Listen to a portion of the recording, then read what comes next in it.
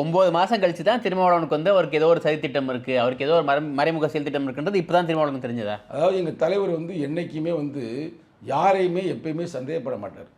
எல்லா பேருடைய கருத்துக்களை உள்வாங்கி தான் அவர் களமாடக்கூடியவர். இன்னும் சொல்லப்போனால் பாசிட்டிவ் அப்ரோச் தான், நெகட்டிவ் அவ்வளோ பார்க்க மாட்டார். அதெல்லாம் பார்க்க நமக்கு டைம் இல்லைப்பா. அதனால் பாசிட்டிவாக தான் அவரை பார்த்து அழைத்து வந்திருக்கிறார். ஆனால் வருகை அவருடைய பேச்சு, ஏன்னா ஒரு முக்கியமான பாயிண்ட் தான், வேறு ஒன்றுமே இல்லை. இப்போ எங்கள் தலைவர் வந்து என்னெல்லாம் சொல்லுவாருங்க, நான் ஓப்பனாக சொல்கிறேன், நீலாம் வந்து ரொம்ப வந்து பேசுகிற, அது குறிப்பாக திராவிட முன்னேற்ற கழகத்தில் எதிர்த்து பேசிக்கிருக்கிற அப்படின்னு என்னை வார்ன் பண்ணியிருக்கிறார், சொல்லியிருக்கிறாரு. ஆனால் நான் வந்து தனிப்பட்ட விளக்கம் கொடுத்துருக்கேன். தனிப்பட்ட முறையில் திமுகவில் அங்கே இருக்கிற யாரையும் நான் பேசியிருக்கேனா சொல்லுங்க அப்படின்னு கேட்பேன். சொல்ல பேசலை.